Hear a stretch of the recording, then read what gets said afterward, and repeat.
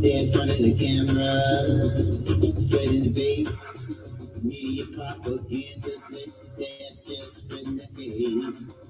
They're waving to the crowd, spewing empty promises. The applause is loud, damn, you still fall for this. It's a dog and pony show, threatening the woke. Donkeys and elephants, a three-ring circus, rope the dope. They flawed the sin, hook, line, and sinker. They only want followers, not independent thinkers.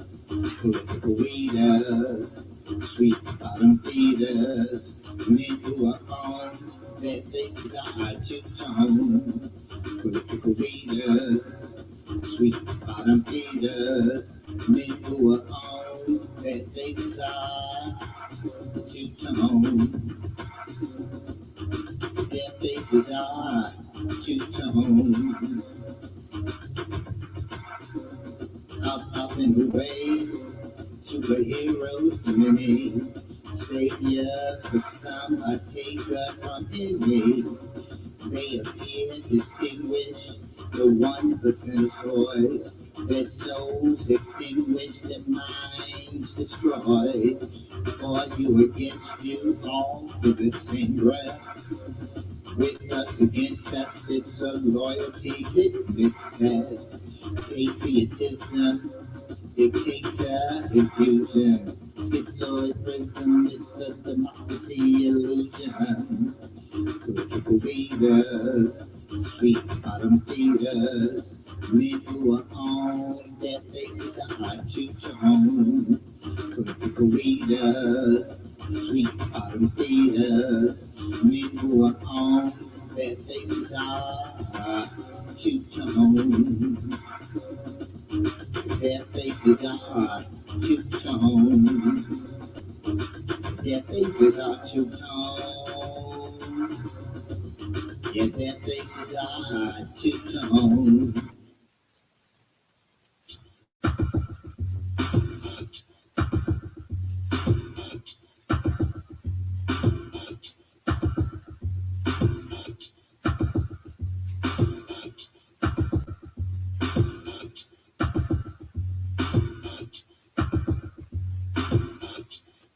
They call it a chamber, believers of the manger. In God they trust not, falling angel, no stranger. In it till they die, from their seats they will cry. To our faces telling lies, they're complicit, no surprise. The ceiling is high, they think the same of you and I. What they call woke is a politicized form of divide. All lives no matter, just listen to the idle chatter. They're hiding in plain sight because they fear the smoke and splatter. Political leaders, sweet bottom feeders, men who are on their faces are two-tone. Political leaders, sweet bottom feeders, men who are on their faces are two-tone. Their faces are two-tone.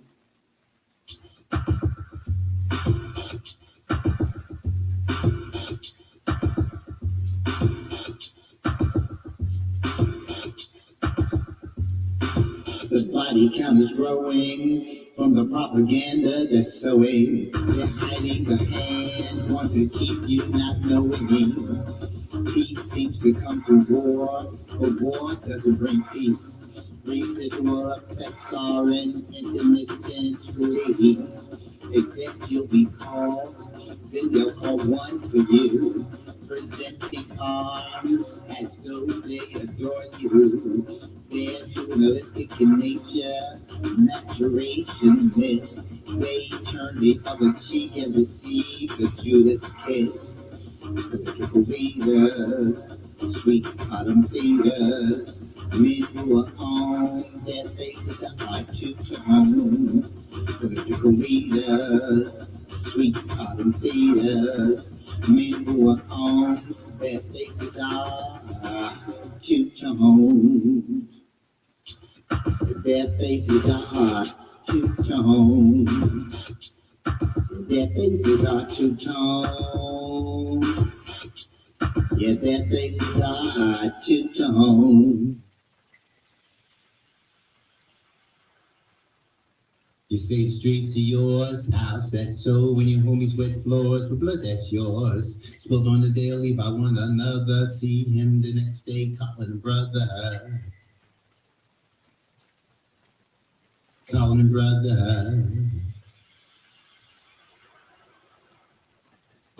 Playing this game, it's insane. The one who got you broke is probably your name. A game of fame, every man for himself. Personal gain, monetary wealth. Looking at a stretch a nickel, maybe more. The homie gave you up, stay free for sure. Getting to the top, being in charge. Once a foot soldier, now sarge. Moving up the ranks, wanna be top dog. Putting in the work, no loyalty log. No remorse, but they want his status. Wetting up bodies, messy bad habits. Messy bad habits. You say the streets are yours, the house that's so. When your homies wet floors, but blood that's yours. Spilled on the daily by one another. See him the next day calling brother. You say the streets are yours, the house that's so. When your homies wet floors, but blood that's yours. Spilled on the daily by one another. See him the next day calling brother. Calling brother. Holes in your pockets, but there's a full. Your family's without you. Your woman they pull. Low down and dirty. This game you play. You learn the truth when you go away. Books empty, bills behind your back. They bottom. Soon she'll be mine. You was down to what it was. Better I have it now. Cause the dog's friends to the end. Chucky, no dogs running here. Puppy, street life is bucky. Get it through each day. It's lucky. Is this what you really strove for? To the ground you dove for. Stick up boys, it comes for. Shots fired, only made more. Homie made more. You say the streets are yours, the house that's so. When your homies wet floors with blood that's yours. Spilled on the daily by one another. See him the next day calling brother. You say the streets are yours, the house that's so. When your homies wet floors with blood that's yours. Spilled on the daily by one another. See him the next day calling brother. Calling brother. Want fame and fortune, even glory at the end of this game. Just another yard story. Funky, flunky, canteen junkie, mule, a donkey. Just another research monkey. Make a decision, life or death. What's your vision? Having faith or vest? Chasing paper was the mission. Now a 6x6 you live in. Liberties you're missing. All the time you've done. No woman's flesh to feel. Get out the sock, pull your gun. Your life is what you make it. Quit the game, be free. Be true to yourself, not your enemy. Not your enemy. You see the streets are yours, the house that's so. When your homies wet floors with blood that's yours. Spilled on the daily by one another. See him the next day calling brother. You say the streets are yours, the house that's so. When your homies wet floors with blood that's yours. Spilled on a daily by one another. See him the next day calling brother. You say the streets are yours. How's that so when your home is wet floors with blood that's yours? Spilled on a daily by one another. See him the next day, call him brother. Call him brother. Call him brother. Call him brother.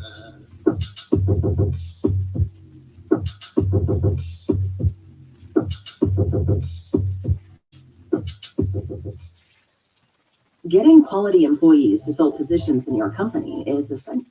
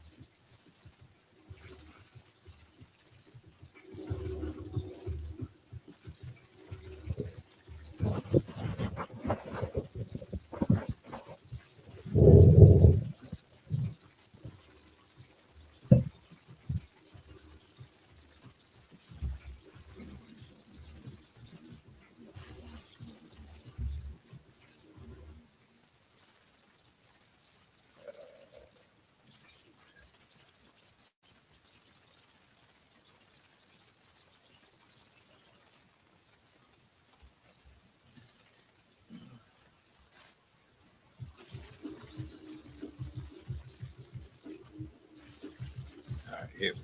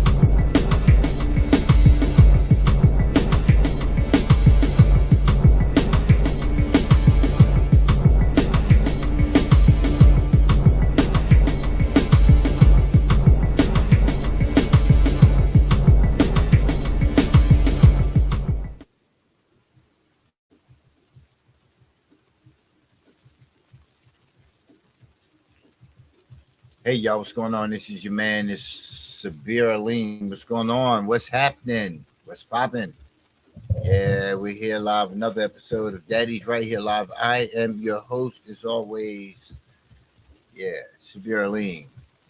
What's going on? But it's always something going on. I don't know what happened with the Migos this week, man. I don't know Sirianni's calls. Sirianni made a lot of bad calls this week, man. I don't know,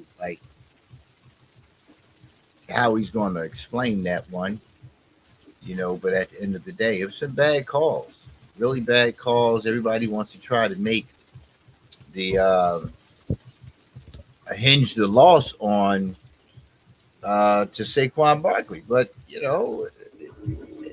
he's not going to get all of them.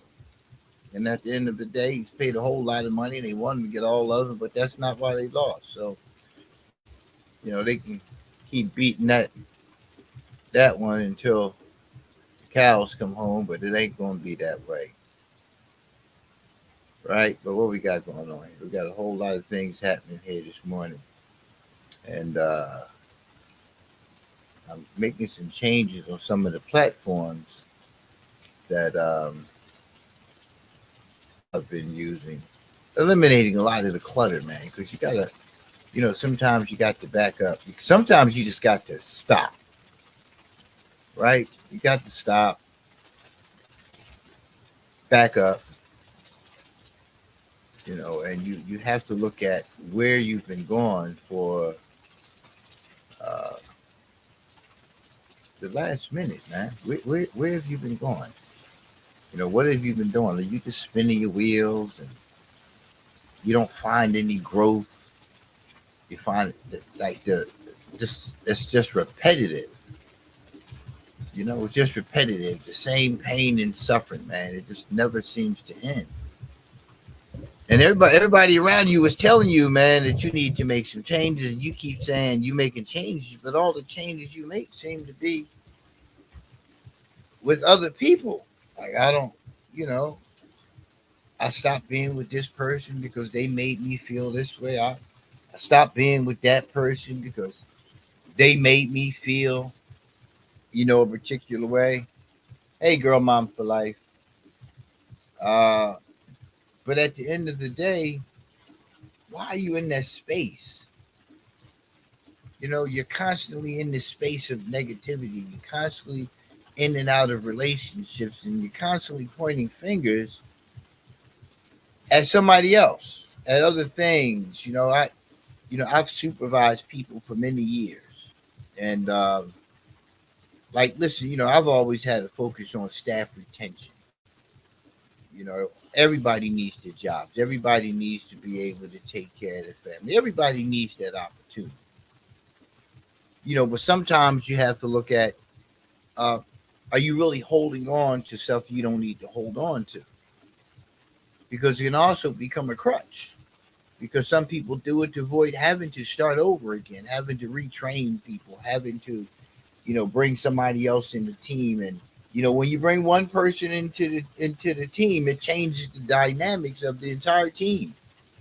It does. And you sit there and try to figure things out, but at the end of the day, it's really hard to figure it out if you are not grounded yourself. If you keep falling for the banana in the tailpipe, if you keep not confronting you, because that's what it comes down to. You find yourself losing a lot of people in your life. And this is in the workplace, this is in life in general. You keep finding yourself in these situations where people keep leaving and you keep hearing the same thing. Somebody told you before that you don't listen. You don't listen. But instead of you saying, hey, this is an issue for me and this is what I need to deal with, whether you say this to the other person or whether you're saying it to yourself, doesn't matter. You have to believe it. You have to believe it. I always liken it to, as a child, man, when I was coming up, my mother would say something to me, checking me on the behavior or something like that. And I'd always have to say one more thing. Just one more thing.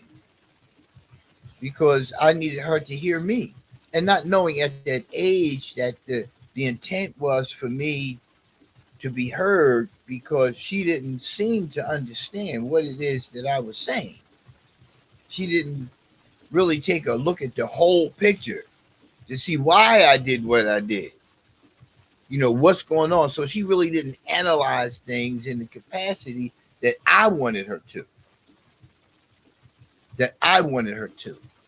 See, as a child, that's self-centeredness, right? That's expected. But as you begin to mature,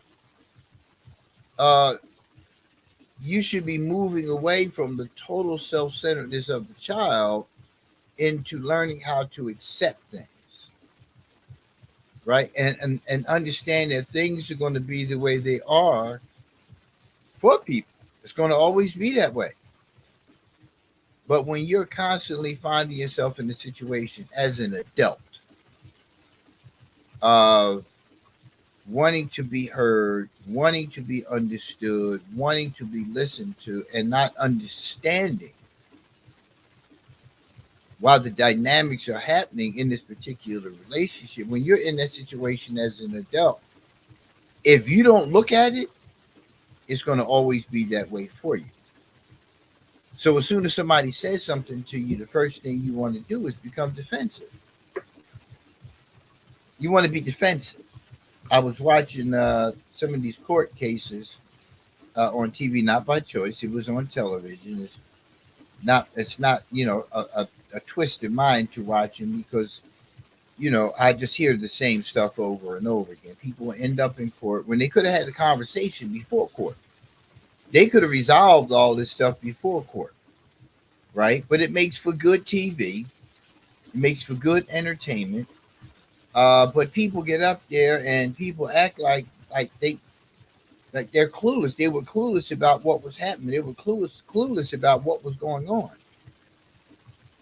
And instead of saying, well, because you end up saying it anyway in court, so instead of saying, well, I made a mistake, it was an error in my thinking, I should have made sure that the contract was this, and your focus is on getting what you want. Your focus is on, well, this person owes me money. And now you have to go through all of these fire rings, all these tricks in order to get your money. But you could have avoided that in the beginning, right? You could have simply said, well, I'm not going to humiliate and embarrass myself and be taught a lesson in front of millions of viewers, right? I'm going to go ahead, take the L, and move on. Because to go in front of any judge and you don't have your stuff right, how do you go to court knowing you're going to court for, a case involving a title for a car, and you don't even come in with pictures of the car? You don't come in with any kind of information in your hand showing when the car was purchased, how the car was purchased, who the actual owner is. You don't have text messages. You don't have all those things that you need to have, but you're there to defend yourself. You're there to present a case. But you only remember the parts that you want to remember. The parts that you want to remember. So you start talking about other things, and you see people that get up there and then they go on and on and on. And I'm watching this one case, and the judge is clearly telling the girl to shut up. I got this. I've heard what I needed to hear. Let me go ahead and move forward with getting this done. But no, speaking of which, let me go get my power cord. Hold on.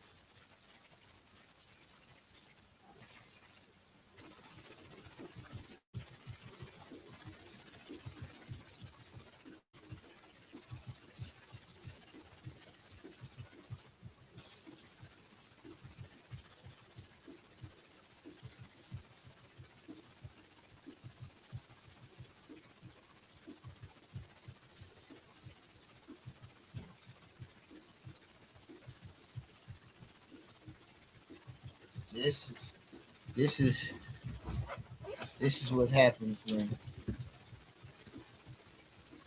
you don't prepare ahead of time. I should have actually had this stuff up last night. I went to bed earlier, usually up for a while on Friday nights. And okay, so anyway, where were we? So we were talking about, like the woman, the judge told the girl, shut up. Well, she didn't tell her, shut up, she told her to be quiet. But the girl kept talking and talking and talking and talking, and she didn't even see in that moment where the case was being handled by the judge. The judge had everything. The girl still went on and on and on about the same thing. Well, judge, he said he had the title. He never gave me. I've been trying to get, and the judge is saying, listen, I'm going to give this order that he's going to get that to you. Yeah, but then, like, just be quiet. And then she opened up another can of worms, and which brought out some other information. All because you just don't want to accept. First of all, that you talk too much, that you always have something to say, which is a big part of the problem. And the problem is not just with this particular person. This problem you'll find is across the board, every area of your life. You're not this way with this person and that way with another person. You're the same way, across the board.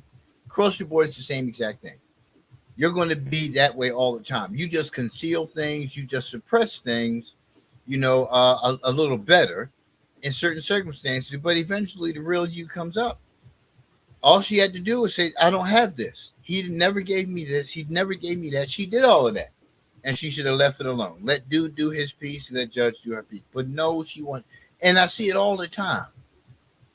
I see it all the time on television in these cases. I see it all the time in the workplace. I see it all the time in relationships where as soon as you say something to somebody, the first thing they want to do, they want to pull out the laundry list. Yeah, they want to pull out the laundry list of, if she would have, or if he would have, or if he wouldn't have, or she wouldn't have. No, it's beyond that. That's the superficial stuff. That's the easy stuff. That's the stuff that you latch on to quickly, right? Because as long as you can stay with the blame, you never have to take a look at yourself. You never have to take a look at yourself. It's too much energy. It's too much energy involved when you profess your love for somebody, when you're in a relationship with somebody and you say you love them, right? There's responsibilities that come along with that.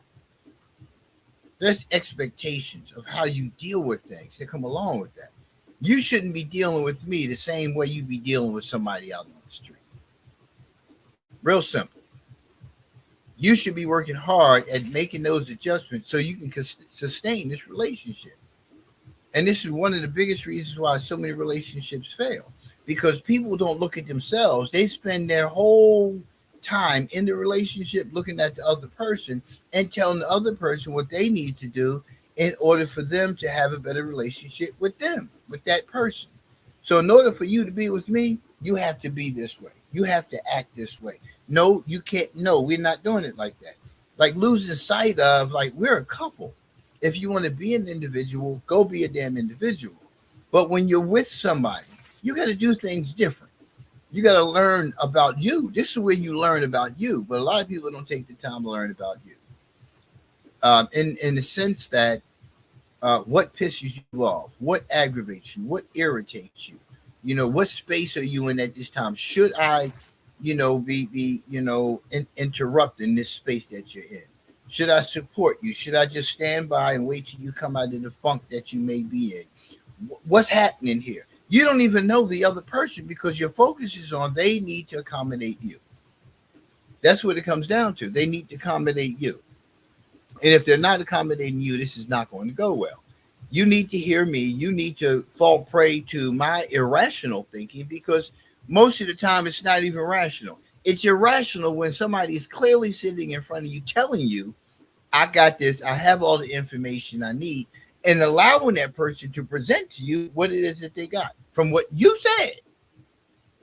But you want to keep fueling the fire until it gets to the point where there's just a raging bonfire, and now it's so hot. It's so hot. Even you're sweating because you don't recall what you said. You don't recall what you said. I've been married for a couple of times. Well, a couple, that's two. So I've been married a few times. And one of the things that I've often seen, and I still see evidence of, today, anytime I have any kind of interaction, with those person in any sense, that they're still the same. They're still the same person. They still deal with things the same way. Not bashing them, right, wrong, or indifferent, right? Because it's not about who was right and who was wrong. It's about me and my perspectives of how I see success in a relationship. First and foremost, it starts with me being an individual, with you being an individual. Yes, we're partners, but we're individuals first. How do you resolve issues? And historically, what I have seen, and I mentioned this to my wife last night, we were talking about, similar, how people do things in relationships. And then when you call them on it, the first thing they want to do is, well, you did such and such. Well, it wasn't this when you did it. Well, why wasn't it this? That's the first thing you want to look at. Did you, the recipient, yield to what was happening in that moment so that you could have the opportunity to turn around and say, see, well, when you did this, I didn't act that way. We're not talking about how you acted in that particular way. You did that by choice. Was there an agenda? Was there an agenda? Right? Were you already dirty in a circumstance that you knew eventually would come up, or if it ever came up, you would always have this defense of, well, when you did such and such, I didn't do that. That wasn't my response to your behavior when the same thing happened, right? So a lot of people are setting those kind of things up intentionally. And fortunately, unfortunately, men tend to say it's women who do it more than anything. That women are the ones who harbor,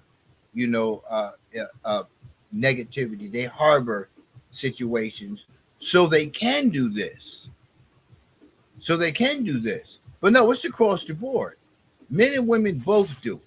There's a contract that begins to be formed between the two of you when you have these behaviors that present in the relationship. I won't say anything about yours. I'll bite the bullet on yours. I'll take it on the chin about yours because I already know I do this too. I do this too. I'm gonna blow it up right now because I can. But then when you confront it, I'm gonna withdraw by being defensive and offensive at the same time. I'm gonna pull out the laundry list of, well, you did this, you did that. So why you keep coming about to me about what I did? They call it deflecting. It's called deflecting. If we're talking about this moment, this happened. It didn't necessarily have to happen today. But if you are choosing at any point in time to have the conversation, and I'm using the word to have the term having a conversation when you're actually confronting a negative behavior, when you use the word confronting people, again, it stirs the pot. But that's what I'm actually doing. And you have to put it in that sense that I'm confronting this because, right? Because this is how I feel. This is how it makes me feel. But regardless of when it happened, when we're having the conversation is being had now. So our conversation should be in the here and now. In the here and now, because you have to choose moments to confront certain behaviors. First of all, you have to wait till you get past your anger. You have to wait till you get past the negative feelings attached to what it is you're about to talk, what it is that you're about to confront. You have to get past that. That's not to say that you're not going to have emotions in that moment. In that moment. But it is an accurate assessment to say that if you're angry and you speak to it at that moment, you're going to say other things. Because when the other person begins to deflect, when you begin to feel like the other person is not listening, when you're beginning to feel like you're not being heard, when you're beginning to hear the same thing that you're saying now, echoing in your mind from previous times, yeah, things are going to happen inside you, right? So you need to get that echo out of your head of you saying it 20 times before. You need to get rid of that echo. You need to deal with stuff right now. And if you are the most rational person in that moment, you need to be the one who remains rational and tries to keep it on track the best you can without being drugged back into the actual moment. Because once you get drugged back into the moment of when it happened, it's over. It's over. It's not going to go anywhere. It's going to stay just like that all the time, and you're not going to get anywhere. So there's a skill to deflection, and there's an intent behind deflection. This person doesn't want to change. This person wants to keep looking at life through this lens. This person wants to continue to hold you hostage.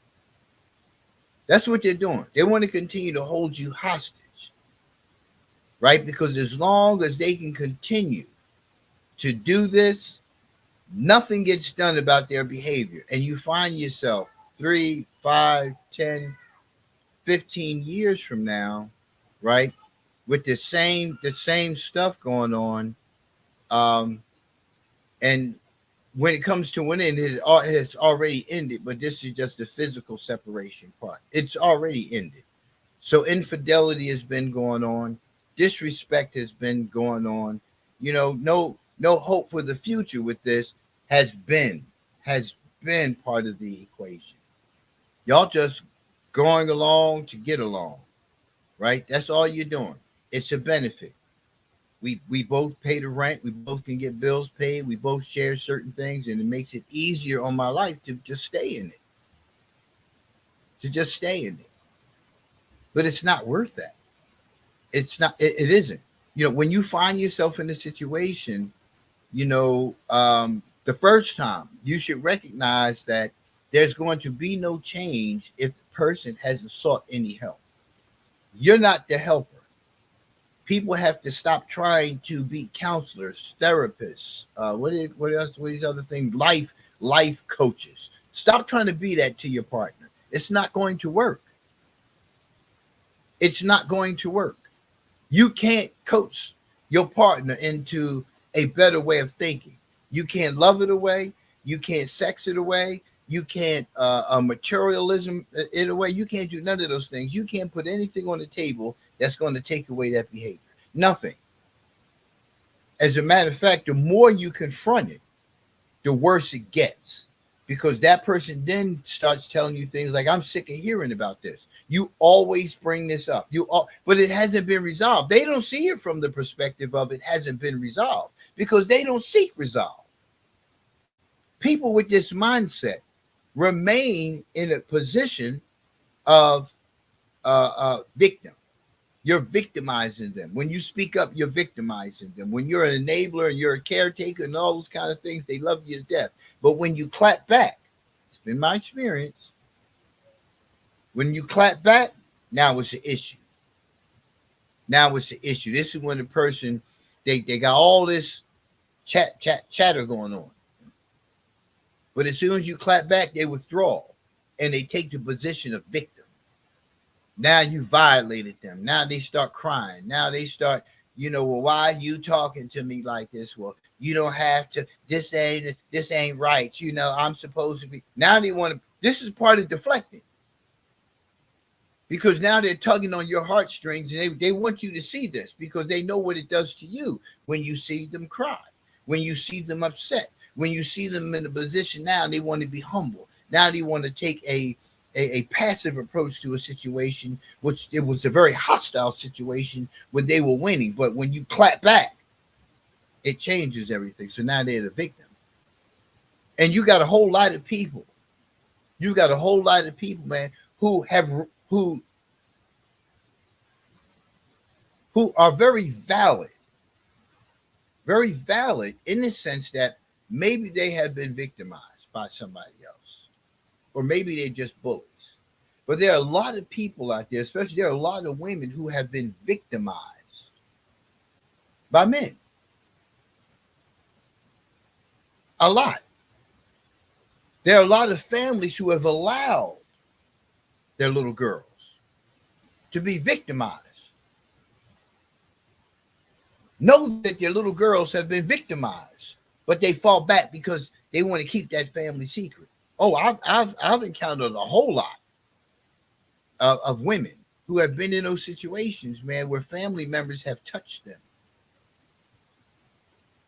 And the family members have been told, but they've done nothing about it. And it still goes on today. It still goes. Listen, we know it still goes on today. So, that woman may be very, very well be valid in defending herself. But there's help available to be able to move through those things so it doesn't continue to destroy your life. But I'm not going to stop there. Because throughout my years as a clinician, I have encountered many men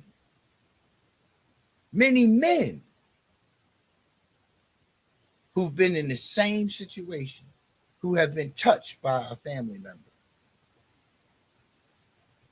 Right? And how it affects them coming from being young boys and being males and coming into adulthood with this trauma that's unresolved, that continues to have them always at odds within themselves about their manliness and what that means to them. Not what it means to this new culture of so-called wokeness and whatever it is that they want to call it. This is a human being who has had a trauma imposed upon their lives.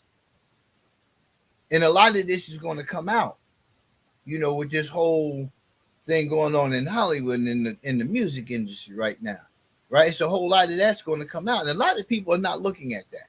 Even when I look at the responses of, what this person allegedly did to this person and who they did it to and how many people are all involved and how many people were involved in attending these events and whatnot, the trauma of all of this, no matter how many smiles and rocks and diamonds and all this kind of stuff that these folks are wearing and they're on these stages performing, they're performing through their pain, and nobody's having that conversation. People are downplaying, but this is what happens in people's lives every single day, not necessarily in the same capacity at in what we're going to see come out in this whole other prosecutorial process. But we have to look at how males are also groomed, right? Males are groomed. We get an attaboy if we having sex as a child with an adult. We get an attaboy, right? When we going around, living life like that, we get the attaboy, and then when we take that attaboy mindset and that condition and the whole rah-rah crowd, that all that thinking into adult life, and then we're just acting foolishly because we were conditioned to believe that a rabbit with one hole is a silly rabbit, right? We start looking at all those kind of things, right? We start hearing all these messages about what manhood is and all this other stuff. So there are very valid reasons that people are defensive. There are a variety of reasons why people are in the conditions that they're in and how they take it into adulthood unresolved, and it just goes on and on and on. So intentionally or unintentionally, in order to protect myself, I have to take on certain characteristics so I can keep moving through life with a smile, even if it's through gritting teeth. So what I'm trying to give you here is, I understand. It's not a judgment. I understand that there are reasons for you being the way that you are. But you have to understand the impact of continuing to be this way upon your future. Because you can't be in pain and continue to impose suffering upon yourself and make everybody around you suffer, because you don't want to seek resolve.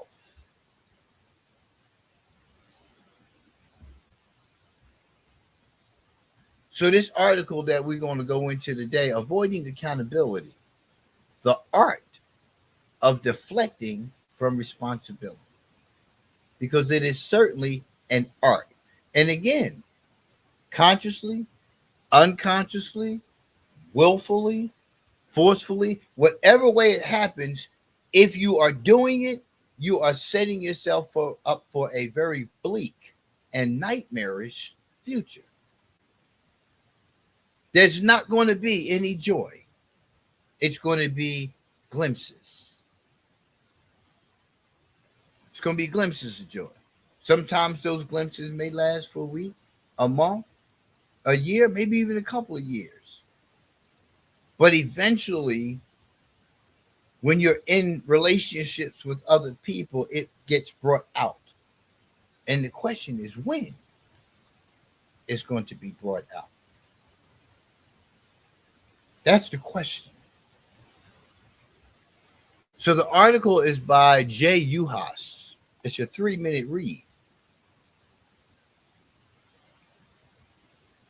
Excuse me. And it's important that we read. It's important that we read. I read these articles. I subscribe to psychology, online psychology magazines and blogs and things of that nature. But I also practice what I'm preaching. I stay in tune with where I'm at in life, how I'm affecting others in my life. Am I making progress, in my life? What am I doing to keep building the wholeness within myself, right? Because it's too much time, man, and energy going into helping others grow up. That's just listen. At some point in time, you have to deal with your trauma and you have to move on with your life. Well, you don't have to, but it'd be a good idea if you want to have a peaceful future. So I'm always observant of things and how things around me affect that peace. Because if it's affecting my peace in a negative way, I have to get away from it. If I can't get away from it because I have to, for a variety of reasons, be in it, then I have to find ways to solidify the peace within myself. So when I'm in an environment of chaos, I'm still at peace. You follow me? You follow me? So let's look at the article. So responsibility is an essential aspect of personal growth and healthy relationships.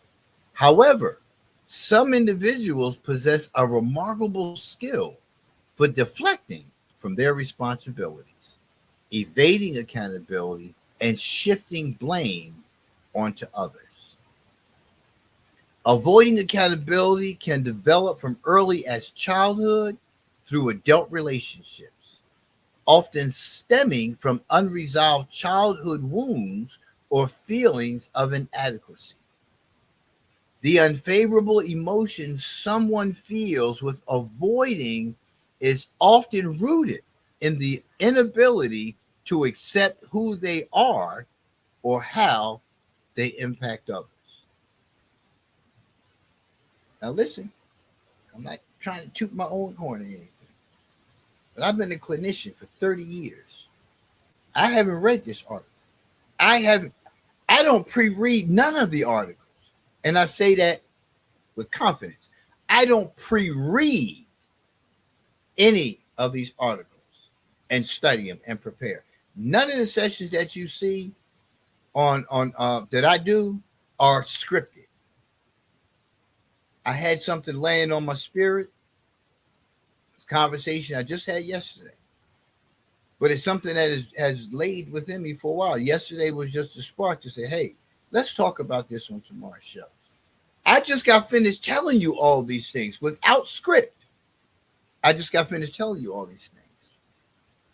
Until you start looking at your childhood and you start looking at how you conducted yourself as a child.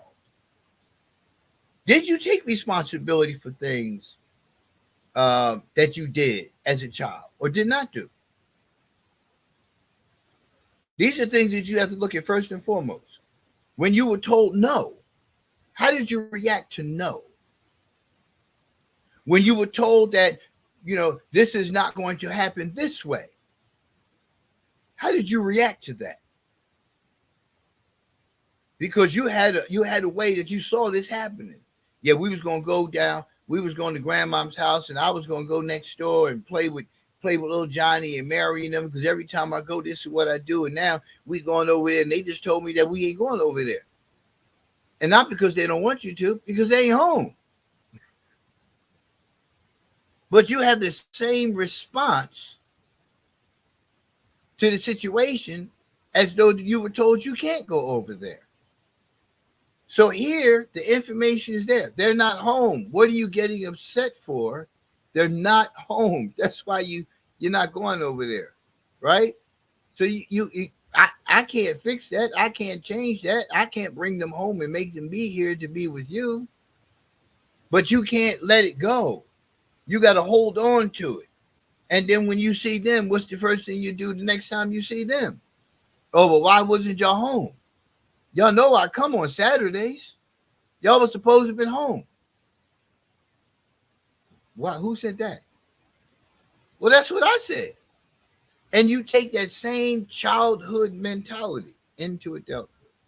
But I was saying all this to say that when you are trying to change, when you are working toward change, when you are analyzing, on yourself on a regular basis and taking a look at your interaction, because it talks about here. What does it say here? I got it right here. Oh, the unfavorable emotions someone feels with avoiding is often rooted in the inability to accept who they are or how they impact others. Now, they weren't home today, so you couldn't see them. But you made it your business the next time you saw them to tell them about the fact that they weren't home and how you supposed to be my friend. How come you wasn't home when you know that's when I come? Well, mom and dad took me out. What do you want me to do? Tell them I'm going to stay home? And you take that into adult life, and it's the same thing. Yo, I got something to do. I got plans with other people, so I won't be, I won't be up that way this week. What? I was looking forward to that. Why didn't you tell me last week so I could have made plans to do something else? What? So now I got to tell you what my life's plans are so that way you can structure your life and your visit. No. But you don't see these kind of things happening. You don't see how you put expectations upon other people, which are grounded in a conditioning that you develop from childhood. So now you want to put these same things upon people as though you were this 4-year-old, as though you were this 8-year-old, this 15-year-old. You're doing the same thing at 45 years old. You're doing the same exact thing. And you're calling it something else. And you're not looking at, you're not looking at who you are and the way you are and the way you're impacting others with this thinking. You're not looking at that. But this is human behavior. This article wasn't written for certain groups of people. This article clearly points out that any of us are capable. Any of us have the potential to do this because of unresolved trauma, because of how we were conditioned within our primary environment, things that were imposed upon us, things that we absorbed from our environment. How come I was attracted to the loud and rowdy as opposed to, Mr. Johnson, who sat on his step and on Sundays and read the whole damn newspaper, right? If you remember the Sunday papers, he read the whole newspaper. He started section by section, and as he got done, each section got dropped to the ground. By the time Mr. Johnson got midway, his wife was calling and saying, "Babe, it's time to eat lunch." He'd eat his lunch, come back out, fire up his stogie, his pipe, whatever it was, and continue reading. Before sundown, everything was on the ground because Mr. Johnson had read all those things. That's boring as hell. With my condition and my thinking then, now I'm Mr. Johnson. I'm just doing the electronic version of reading. And it's preferable. It's peaceful. It's giving me some information. It's allowing my lens of the world to be far different than the one who never picks up a book, who never picks up the newspaper, who only watches news for the benefits of seeing the scores of sports. How far do you think you're going to get? So I'm always looking at me, right? Going back to the article, whether it's your personal or professional relationships, both are impacted. They don't change. Understanding the signs of deflection can help you navigate hard conversations or uncomfortable situations with clarity and assertiveness, not aggression. There's a difference. There's a difference when you have to confront certain conversations that make you feel uncomfortable or you find to be difficult because of who the other person is or because of the content. But you can't go into this thing being aggressive. And there are a lot of people I see, and even in referencing the court case, the girl was becoming hostile. All her body language, you're in a court of law and you're being hostile, right? So you're not showing, because here it says whether it's personal or professional. Well, it doesn't matter.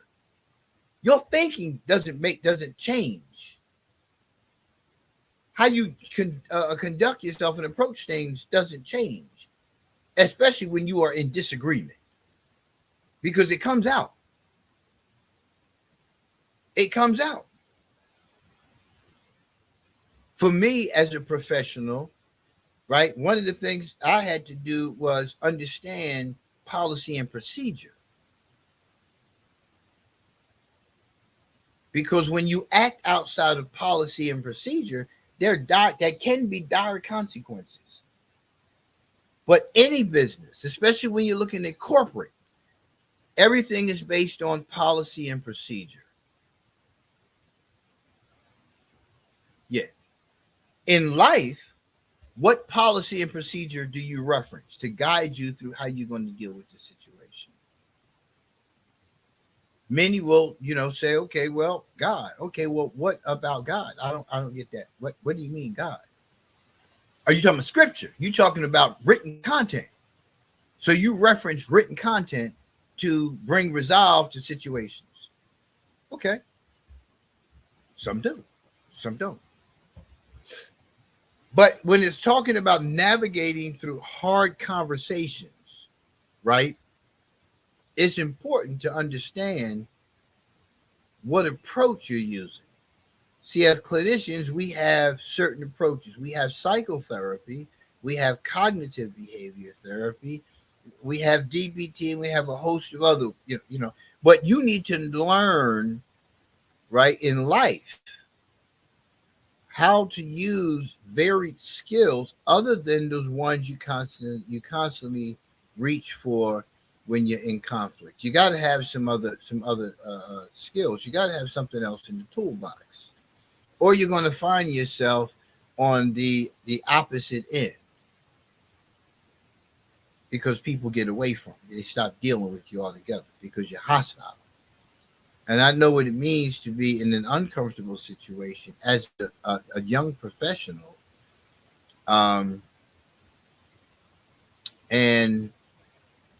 have a different outcome, right? But I was fortunate to have mentors, who checked my behavior, but didn't rely upon a formalized disciplinary process in aiding me in my growth and development as a person, because it came down to being a person first and understanding your lens as a person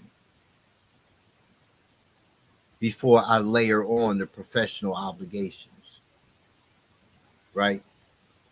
See, when we conduct ourselves as professionals, we know that we have the policies and procedures. We have these professional ethics, all these different guidelines. If you're credentialed, you do this, that, and the other. And until you begin to understand that it's the same when you profess a particular doctrine, whether you're Christian, Catholic, Muslim, Jew, whatever it is, that is your corporate spiritual policy and procedure. You understand? So that means that you should be going to that book, and that book, and I'm not saying go pick it up necessarily, but sometimes you have to. But if you're not picking it up in between these moments, then to pick it up now is going to be difficult, because you're just regurgitating the content. You're without an understanding. Because if you understood, then that would be the first thing that came out. So it's different approaches to different circumstances, but you have to have a foundation, a guide. That's for me. So I'm not in. I don't separate personal from professional in terms of my conduct, right? Because if I'm going to go left, I'm going to go left, no matter the circumstance.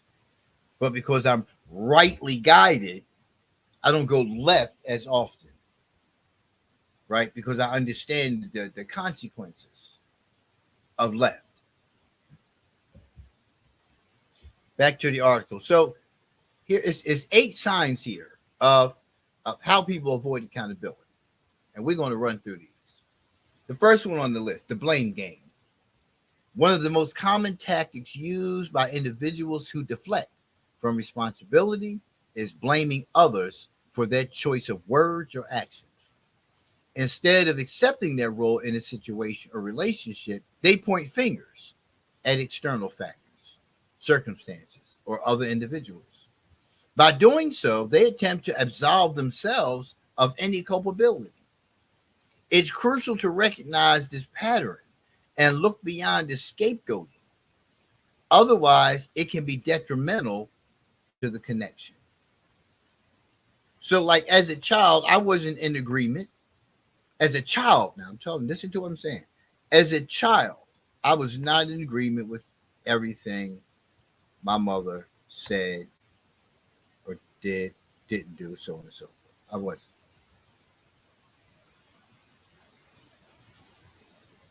It's usually not until maturity that we begin to see what the parent or parents had in their toolbox, how they were parented,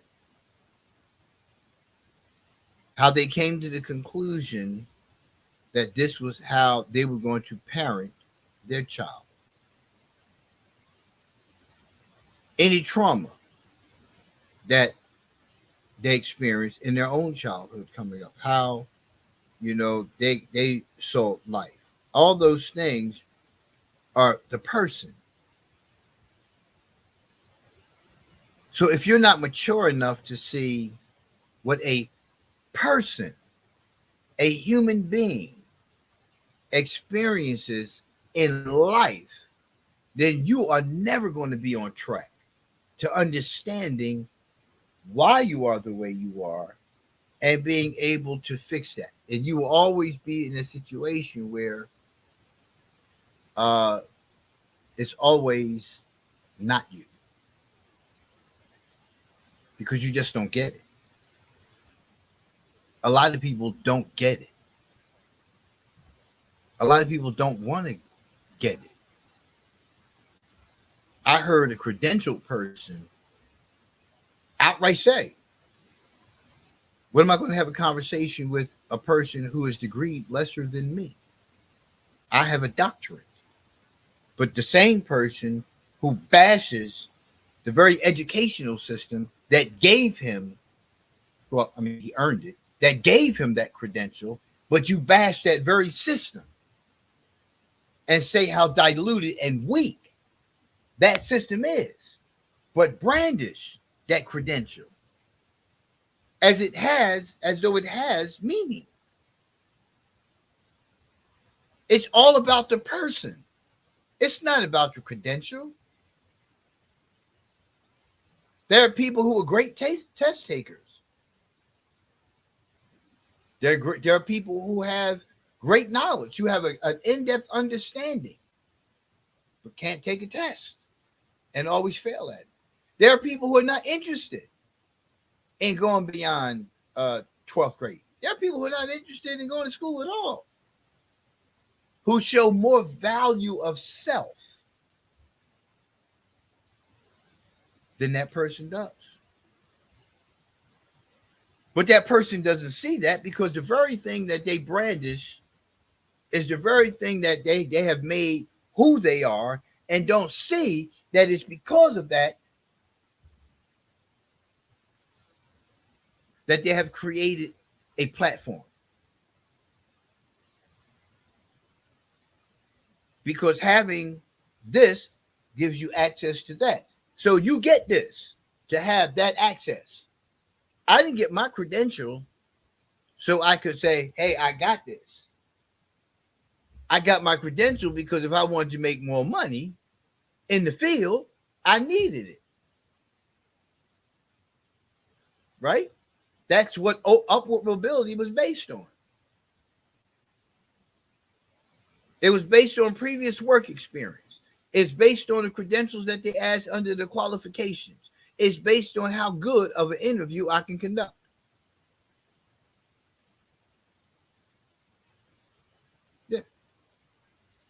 That's what it's all based on. It don't have a damn thing to do with me being a good person. It doesn't have a damn thing to listen. None of that. So you get that. Now, others who believe that is significant in the same capacity that you do are part of your rah-rah crowd. Real people rarely get that. Real people rarely get that kind of recognition because people stay away from real people. Television, media, it's all entertainment. I don't care what you're watching. It's all entertainment. It's all given to you for a reason. My point on that is that people are inconsistent for a variety of reasons. They spew words with the intent on wowing you. They spew words trying to make you believe a particular thing. But then you begin to hear the inconsistencies. I always have an open mic. Always. I'll always have an open mic.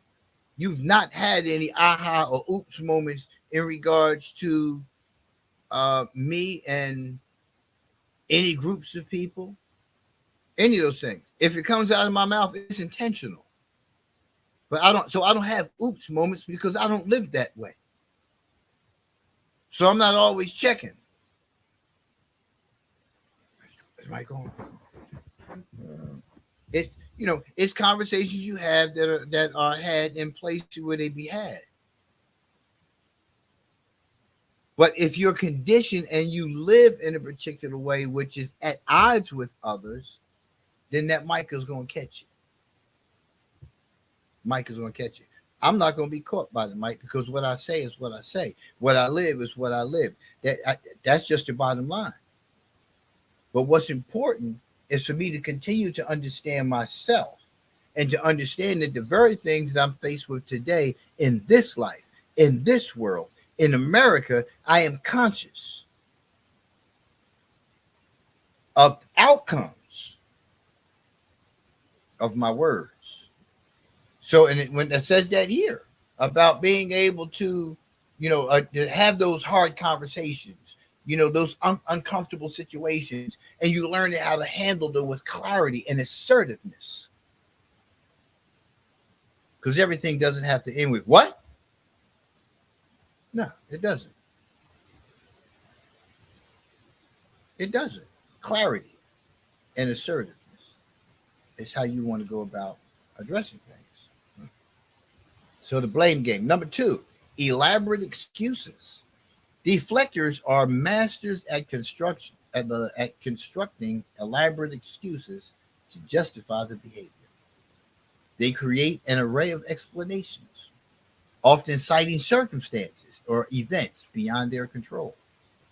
These excuses serve as shields, shielding them from the consequences of their actions. Uncovering these excuses and focusing on the core issue is key to seeking the truth. While it can be fearful for them to admit their mistakes, being vulnerable is crucial to sustaining trust. Listen, I'm an open book. When I have, if I'm in a relationship with someone, marriage, intending to marry, I'm telling you the way it is. I'm telling you what it is. I'm not telling you something that's going to be appealing necessarily.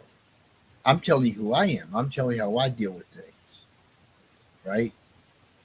Because I don't see any need to deal with it any other way. You be straight up. It is what it is. What's happening, right? My thinking is not always on point.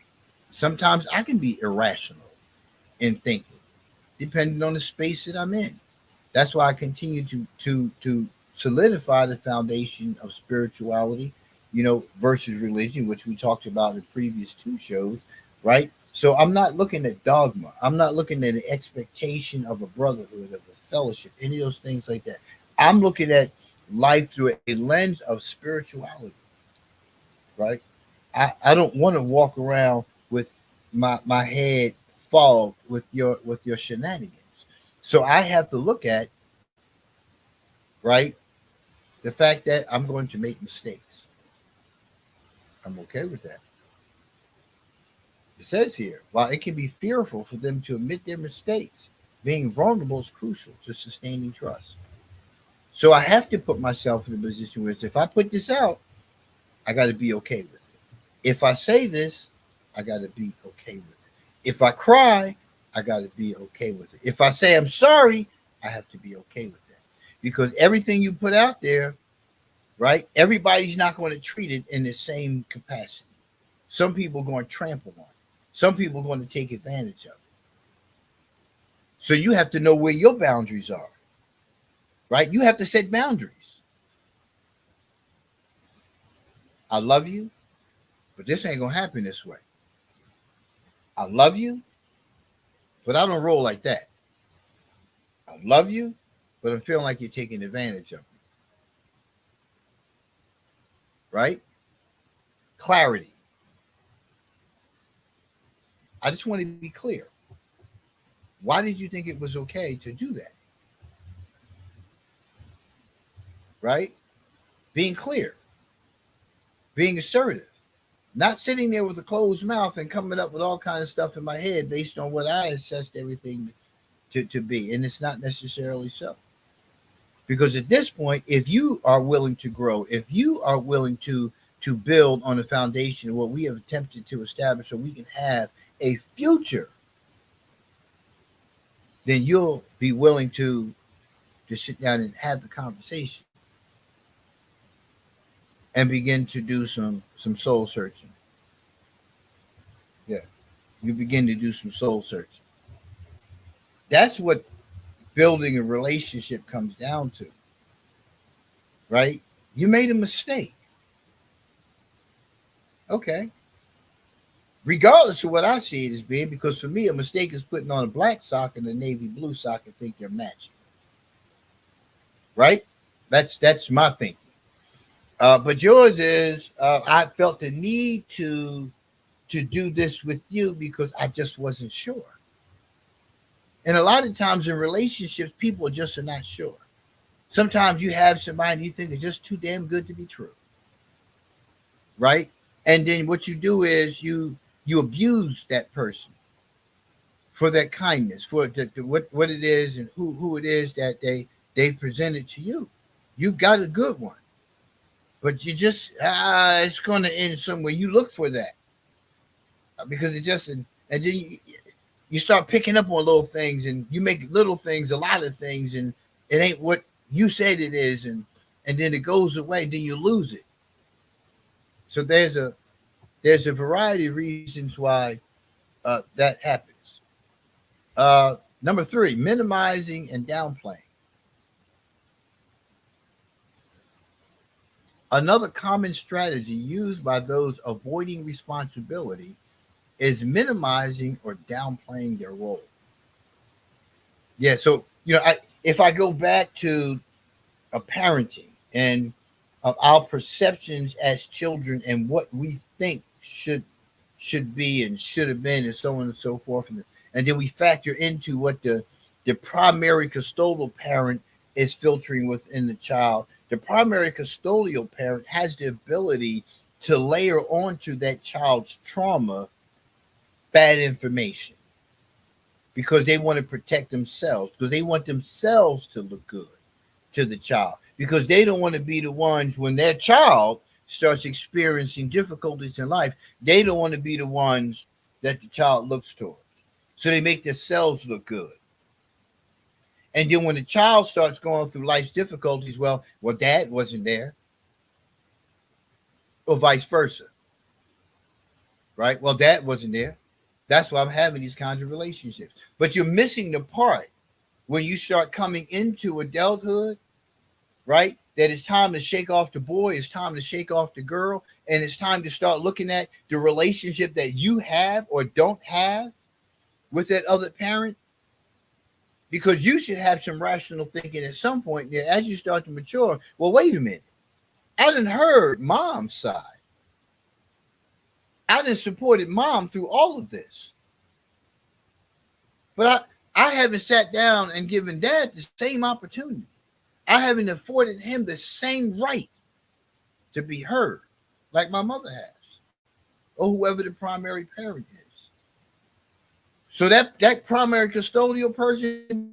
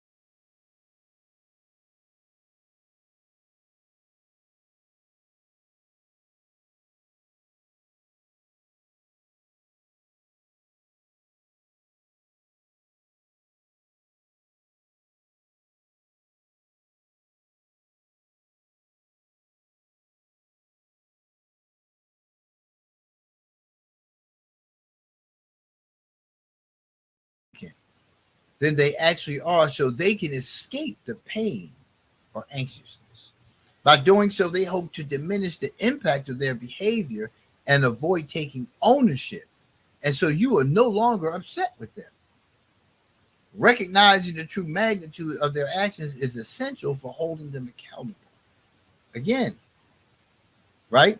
And I talk about the whole, parent and co-parent situation, right?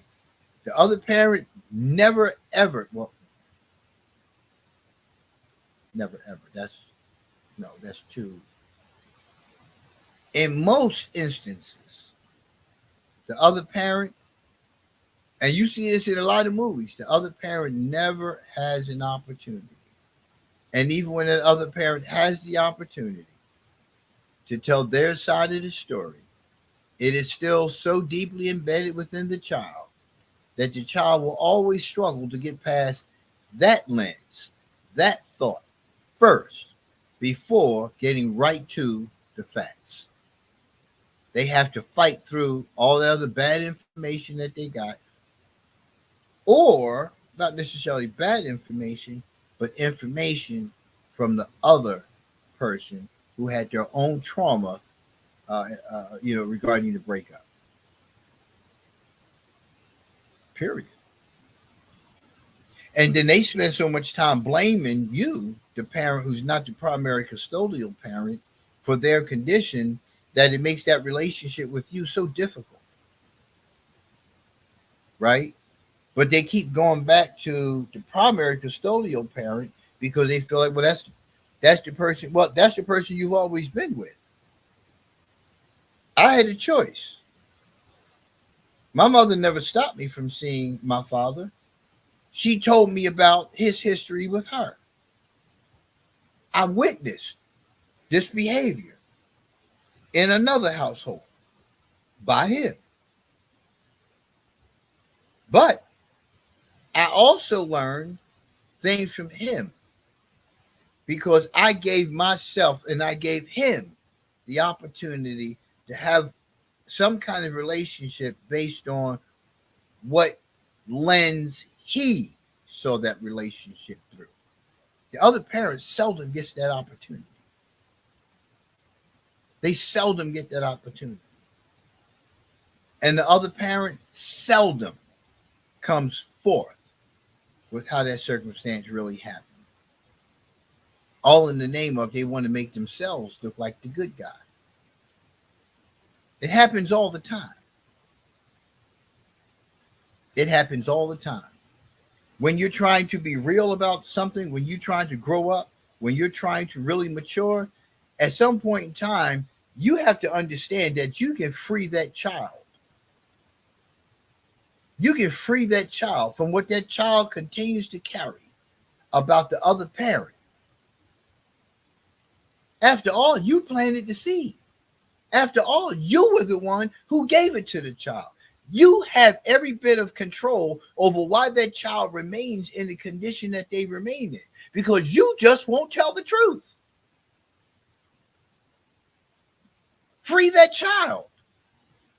That child continues to go through all of these difficulties in their life because of what you told them. Because of what you told them. And they built their thinking. They built everything around what you told them.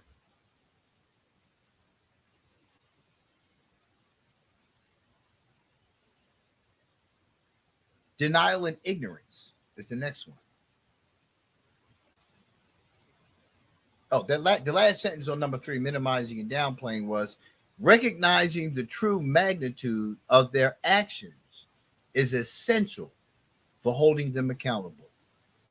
So that's basically what I was just talking about. You have to recognize that when parents separate, they separate for a reason, right? They already separated as boyfriend and girlfriend, but they haven't gotten through that aspect, right? But then when it's involving parents, we're in a whole different realm of living, right? And you have to understand where, as a parent, there's a different set of responsibilities that you have, that I have, in order to ensure that this child doesn't fall prey to our failures.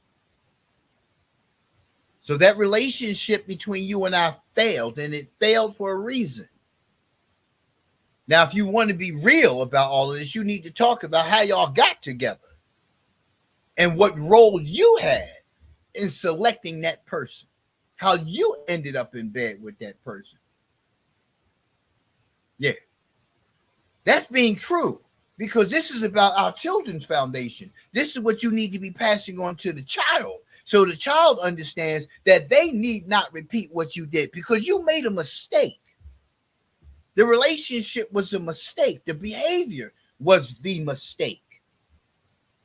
And you need to have that conversation if both of y'all are going to be able to move into effective parenting, effective co-parenting. You need to tell all the truths. If you was whooped and you couldn't get off of it, you couldn't get out of it, then you say that. And then you help the child to build an understanding of what that looks like, so they don't get in the same damn situation. But you hold on to that. Because oh, no, I didn't know. It was him. It was her. It was her. Nah, she, it's on both of you. But when you allow your child to remain in a hostage to your stuff, because that's what they're doing, free them. You got the key to the cuffs. Free your child. And stop minimizing everything. And stop allowing these things to go on that you are in control of. And you'll see the difference in that relationship. Honesty breeds honesty. And when it comes to our children, we need to breathe into that person, responsible living. Not avoiding accountability, not blaming somebody else, but taking ownership. There's no ownership in there when you allow this relationship, this between me, you, and our child and our children, because you don't want to be truthful, because you don't want to tell what really happened, because that'll help us get past the unresolved about this failed relationship. First and foremost, we got together. Yeah, I cheated because I did this.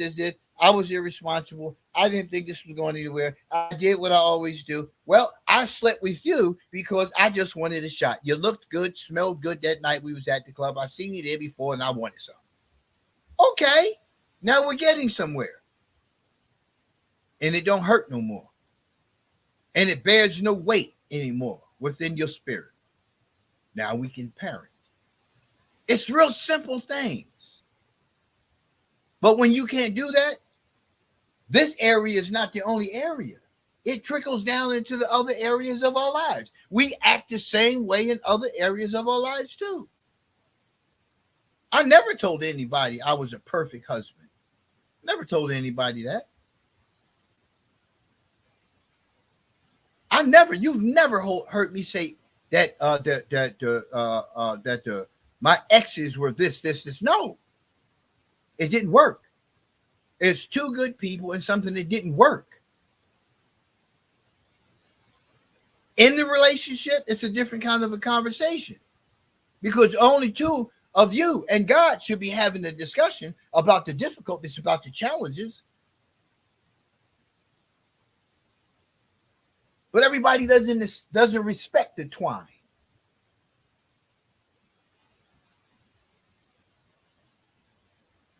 So we can tell each other what we feel, and we can tell each other what difficulties we're having and why we think this is going left. It's not the same thing. I didn't do that with a job I got fired from that I was with for 15 years. I got fired because of somebody's stuff, other people's stuff, not because of anything I did. Well, maybe I did because, I do what I do and I get things done and I don't fall prey to the shenanigans and people begin to, show their envy and disdain in other manners simply because of what they think about you. I didn't run around talking about that particular person. The only one I had the conversation with about that situation was my wife at the time and my boss who fired me. By the way, him and I are friends. He did what he had to do because that's what he wanted. He want nobody else to know. I know. I don't, that's what I'm saying. Went around saying what? For what? What's the benefit in that? What's the benefit in that? No benefit in that. I'm not carrying that around. You did what you did. It is what it is. You want to accept it, you do. You don't. It's something. It's what you have to live with. When people do, you have to remember that when people do things, this is part of their punishment. Their life is part of their punishment. They will always be this way. They will never experience the true joy of living because of this kind of conduct. You like it, I love it. Denial and ignorance, next one on the list. Some individuals simply deny any involvement or awareness of a situation altogether. They pretended to be ignorant, claiming they have no knowledge or understanding of what transpired. This tactic aims to distance themselves from the responsibility, leaving others to pick up the pieces or shoulder the weight of the relationship disconnect. Seeking concrete evidence and establishing clear communication boundaries is crucial. Right? So we're going to stop here on number 4 because, I don't want to run through this. There's a lot to cover, in these next few steps, right? Of learning how people avoid accountability and what it is that you can do to start taking responsibility and getting out of this condition. I'm telling you, man, it's about peaceful living for you, your spirit. See, when you don't take responsibility for your stuff, you keep thinking you got away with it. Right? You know what you just did. You know when it went down that you sat down and you took no ownership whatsoever for you raising your voice and yelling and screaming and do all the things you do. But as soon as I raise my voice, you got a whole lot to say. But you sitting there raising your voice at me. You're sitting there yelling at me. You're sitting there going on and on and on and on about the something that we're not even talking about in this moment. We're talking about what you just did. You bringing up with the fact, the fact that this happened and that happened. Yes, those things did happen. But we're not going to have that discussion now. See, we got to do it with your way. And that's how and it's the rabbit hole. You just spoke to me in a manner that I found to be disrespectful. I'm discussing this with you. We're discussing this right now.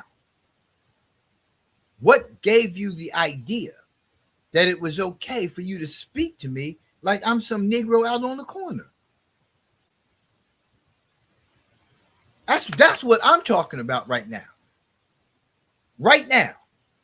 Why did you think that was okay? That's all. That's what we're talking about right now. But now you don't always talk to me such and such a way. Just the other day, you was talking to me. That's not, and this is why you have unresolved. Because I need to know what you're thinking right now. That, like, because I could have done something. I could have said something. So I'm trying to fix this. It's not a matter of, well, what, you know who I am? No, I don't take that approach. I've never taken that approach with people, even in the street. Because if you don't know who I am in the street and you come wrong, you'll learn. I don't have to give you a lesson on don't you don't know who I am? You're gonna find out. You're gonna find out. So for me to say to you, like, you know who I am, dude? No, well, if you did, right, we wouldn't be having this conversation. So why do I have to ask the question? You understand what I'm saying? So if I'm asking you, so why do you think it's okay to talk to me in this manner? And this becomes like a very contentious interaction. There's more to all of this. There's more to all of this. Either you're thinking of me in a particular way because of something that you have conceptualized about me. I didn't say whether you were right or wrong. I don't know what it is, but I know that you're not going to just talk to me in this manner. Go get yourself some dude off the street, and that's who you have paying bills, sharing your bed, sharing vacations, loving on you. That's who you have, because you ain't gonna have me, and you're doing that. Now, if there's something that I've done to cause this, let me know what's happening. But don't blame me for something that belongs to you. Period. You understand what I'm saying? So all these things have to be looked at. Don't say that you love a person. Don't say that you want to be with a person. Don't live with a person, but you have this contentious relationship that everything is conflict, everything is confrontation, everything is argument, everything is a debate. No matter how small, it's always difficult. I don't need that in my life. I can do that to me without your help. Need you to understand that, right? You got to take a realistic look at yourself, or you're going to keep on having the same types of relationships. You're going to keep having the same type of outcomes in every situation. Nothing is going to get any better. Nothing. But listen, free your children. We need to free our children. Our children. There are a lot of single parent environments. Our children need to be free. You need to be free. The relationship failed.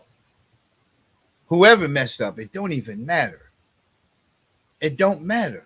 You need to put on your big boy pants, your big girl drawers. Move on. Move on. Yes, he cheated. Okay. So you're going to spend the rest of your life beating up everybody else because he cheated? You're going to spend the rest of your life because that's what he did. He did. That's on him. It's his penis. He gave it to somebody else. It's your vagina. You gave it to somebody else. Okay, it's done. I didn't lose nothing but extra baggage. I'm happy. You're gone. Woohoo! What are you carrying it around with some kind of negativity for? That doesn't make sense. It doesn't make sense. Grow up. Move on. The child deserves that, don't they? Be an adult. Stop calling yourself one and you're not being one. Make no sense, man.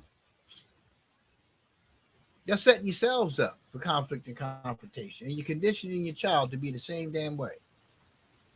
Yeah, and that's why your children are the way they are, because they see you not taking responsibility. They see you not taking ownership for what it is that you do. They see your inconsistencies, and they be inconsistent just like you. Then you beat up on them when they're inconsistent just like you, not looking at the fact that they're you. You taught them that. They didn't learn that somewhere else. They learned that from you. You don't have any consistency. It's real. Listen, I'm trying to tell you, man. It's real. It's real simple.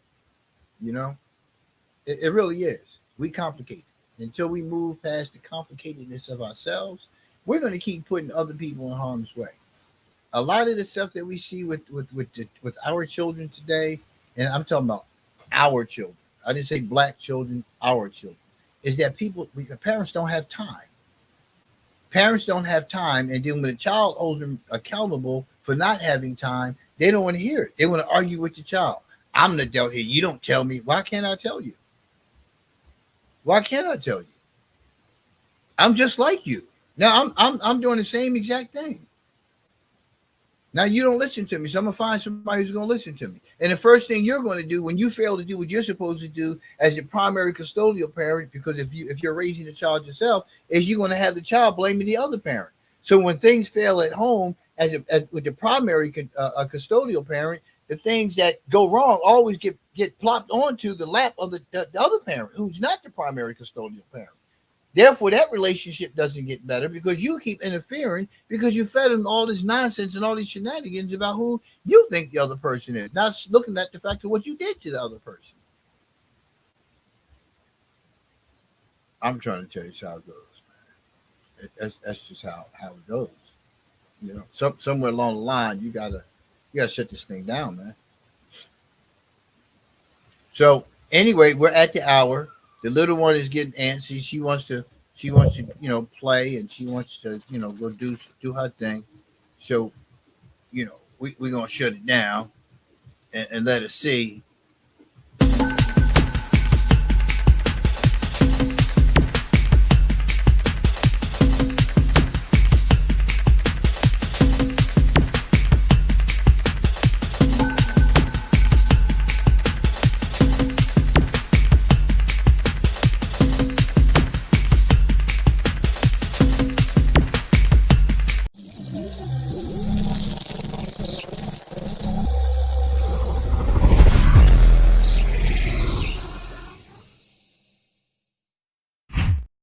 Sure, that we do that whole list, and we're going to make